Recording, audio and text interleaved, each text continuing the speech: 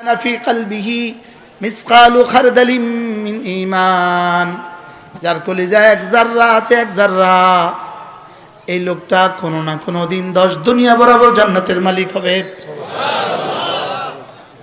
কি এক জাররা যদি 10 দুনিয়া বরাবর হয়, সর্বনিম্ন মুদ্রার যদি এত বড় দাম হয়, সর্বোচ্চ মুদ্রার দাম কত? কি সর্বোচ্চ মুদ্রাটার দাম রব ছাড়া কেউ জানে না। সুবহানাল্লাহ বলেন। এজন্য সাহাবা ইকরাম রাসূলকে জিজ্ঞেস করলেন, ইয়া রাসূলুল্লাহ, আমিনাল হাসানাত লা ইলাহা ইল্লাল্লাহ, ইয়া রাসূলুল্লাহ লা ইলাহা ইল্লাল্লাহ এটাও কি হাসানা? এটাও কি আল্লাহ রাসূল বলেন, কি যে বলো, লা ইলাহা ইল্লাল্লাহ এটা তো হলো আফদলুল হাসানাত। অর্থাৎ হাসানার মধ্যে যত মুদ্রা আছে এটা হলো 1 নাম্বার মুদ্রা। সুবহানাল্লাহ। ডলারের সবচেয়ে বড় নোটটা কিন্তু $100, $500 কিন্তু নোট হয় না। দিনারের সবচেয়ে বড় নোটটা কিন্তু 20 দিনার। কত? 20 দিনার। 100 দিনারের কি হয় না? নোট হয় না। এখন বলবেন, হুজুর হাসানার সর্বোচ্চ নোটটা কত? নোটটার নাম কি? লা ইলাহা ইল্লাল্লাহ, লা ইলাহা ইল্লাল্লাহ, লা ইলাহা ইল্লাল্লাহ, লা ইলাহা ইল্লাল্লাহ, লা ইলাহা ইল্লাল্লাহ মুহাম্মাদুর রাসূলুল্লাহ। এটা হলো একটা দাবি, এটা হলো একটা দাবি। বলেন এটা কি? দাবি। দাবি, দাবির আরবি হলো দাওয়া। এটা হলো কি? দাবি। দাবির আরবি কি? দাওয়া। যেমন আমি এই মোবাইলটা দাবি করছি, এই মোবাইলটা আমার, এটা আমি দাবি করছি। আমি কি দাবি করছি? এটা কার? আমার। ইনিও দাবি করছে ইনার। তাহলে এই মোবাইলটা হলো মোকদ্দমার বিষয়, মামলার বিষয়। এটার নাম কি? দাবি। দাবি। আমি হলাম বাদী, ইনি হলেন কি বলেন? বিবাদী। এখন আমরা মোকদ্দমা দাখিল করলাম, মোকদ্দমার বিষয়টা কি? সাবজেক্টটা কি? বলেন কি? এবার আর শাহজিমের মালিক তিনি হলেন বাদী। সুবহানাল্লাহ বলেন।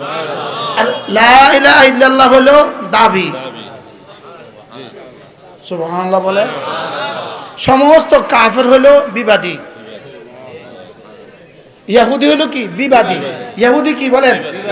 বলেন দাবিকে, দাবি, দাবি, বাদীকে, দাবিটা কি? এটা হলো কি? দাবি। এবার বিবাদীকে, পৃথিবীর সমস্ত মুশরিক কি করে? বিবাদী, মানি না। আল্লাহর দাবি কি বলেন? শুদ্ধ করে বলেন। এটা কোয়া সময় কি অশুদ্ধ করে কইতে হয়? এটা হলো দাবি। দাবি করনেওয়ালা কে? বিবাদী কে? কাফের মুশরিক। এবার প্রশ্ন, তাহলে সাক্ষী দিতে হবে। কি দিতে হবে? সাক্ষী। এবার শোনেন, আল্লাহ তাআলা বলেন, এর সাক্ষী রাখছি আমি, প্রথম আমি নিজে সাক্ষী, 2 নাম্বার আমার ফেরেশতারা সাক্ষী, 3 নাম্বার যাদের সিনায় ইলম দিয়েছি তারা সাক্ষী। সুবহানাল্লাহ বলেন। যাদের সিনায় কি দিয়েছি? ইলম দিয়েছি, তারা কি? এবার বলেন তো দেখি, আজকে পৃথিবীতে এতাআতি যারা আছে তারা এই কথা বলে কিনা? লা ইলাহা ইল্লাল্লাহ বলে কিনা? বলেন কালিমা, নামাজ, ইলম ও জিকির, ইকরামুল মুসলিমিন, সহিহ নিয়াত, তাবলীগ। তাহলে কয়টা উসুল পেলাম? 1 নাম্বার কি? আবার বলেন কালিমা। আবার বলেন, সবাই বলেন। আচ্ছা, এবার কালিমা, কালিমার দাবি বাদীকে, বিবাদীকে, কাফের মুশরিক, বিবাদীকে।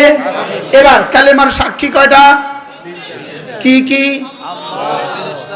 এখন আল্লাহ তো দেখা যায় না, ফেরেশতা তো দেখা যায় না, এবার সাক্ষী আর কে থাকলো? এই সাক্ষী মানি না।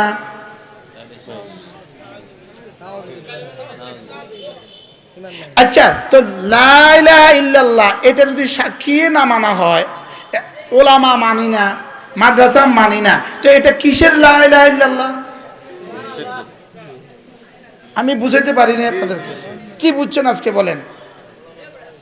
বলেন ওলামা ছাড়া লা ইলাহা ইল্লাল্লাহর দাবিতে মিথ্যাবাদী, ওলামা ছাড়া লা ইলাহা ইল্লাল্লাহ, দলিল ছাড়া লা ইলাহা ইল্লাল্লাহ, সাক্ষী ছাড়া লা ইলাহা ইল্লাল্লাহ, এই মামলা টিকবে না। বুঝেন না কথা? আমি দাবি করলাম লা ইলাহা ইল্লাল্লাহ, দলিল আল্লাহ, দলিল মালাইকা, আর দলিল উলামা। সুবহানাল্লাহ বলে না? এবার উলামা বাদ, এবার দলিল থাকলো? তো দলিল যদি না থাকে দাবি থাকলো? দলিল যদি না থাকে মামলা কি মোকদ্দমা টিকবে? সাক্ষী যদি না থাকে মোকদ্দমা কি টিকবে? তাইলে বোঝা গেছে এই জন্যই ইহুদিরা এই মোকদ্দমা যেন পৃথিবী থেকে আর না টিকে, লা ইলাহা ইল্লাল্লাহ যেন পৃথিবীতে না টিকে, এই জন্যই তারা এত আতি পয়দা করেছে। আজকে বুঝা আসছে নি? বুঝা আসছে নি কথা?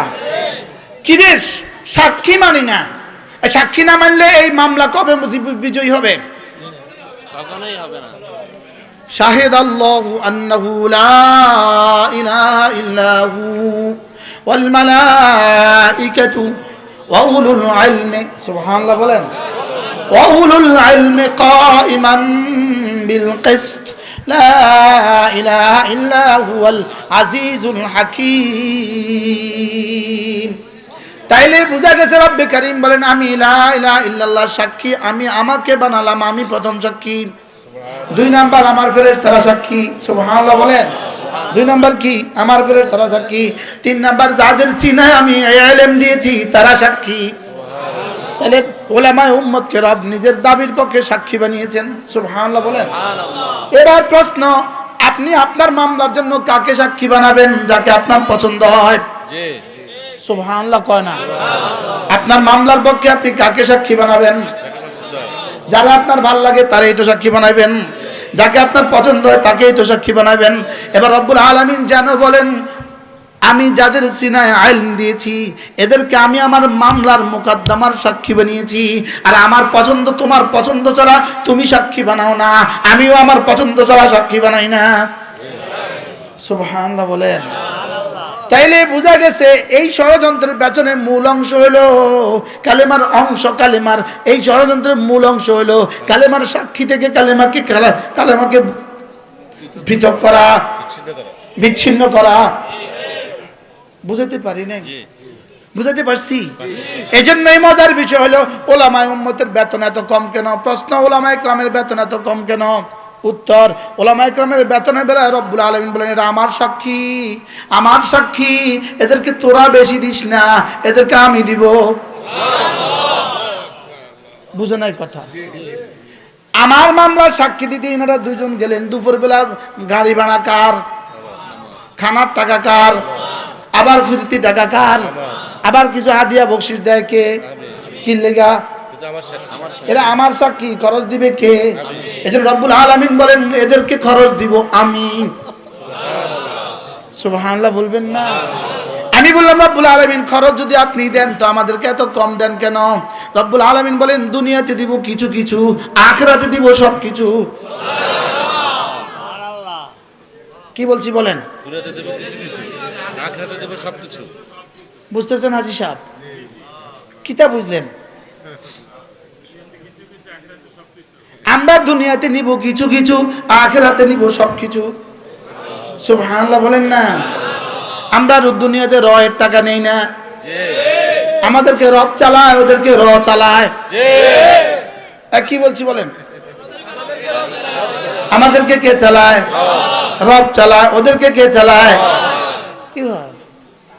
এই জন্য ডলার দিয়ে দিয়া, টাকা দিয়ে দিয়া, নোট দিয়ে দিয়া, নোট দিয়ে দিয়া মিডিয়াগুলোতে ভাইস করতে পারবা, মিডিয়াগুলোর মধ্যে মিছা কথা প্রকাশ করতে পারবা, লেকিন মিছা কথা দিয়ে জীবনে কখনো ইসলাম আসে নাই, সামনেও আসবে না।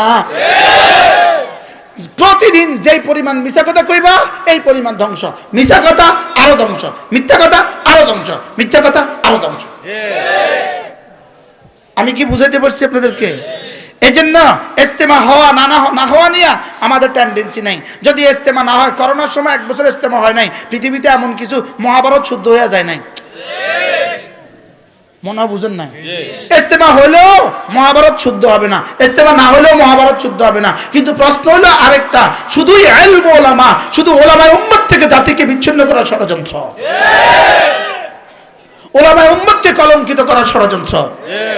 কিন্তু এদের জানা নাই। খেয়াল করেন, ইহুদিরা ভাবছে, ইহুদিরা কি ভাবছে, এদের গবেষণায় কি ধরা পড়ছে, সারা ভারত উপমহাদেশে আমরা হাজারো স্কিম চালিয়েছি দিন ধ্বংসের জন্য, লেকিন যে স্কিমে চালাই এই স্কিমে ধ্বংস হয়ে যায়, দিন কোনো ধ্বংস হয় না। বাস্তব না বাস্তব বলেন? হ্যাঁ, রেজবি এখন আর খায় না মানুষ, মানুষ খায় না, আহলে হাদিস মানুষ খায় না, আর জোরে বলেন না, কাদিয়ানি মানুষ খায় না। বাস্তব না বাস্তব বলেন? ভান্ডারি মানুষ কি করে না, মানুষ খায় না।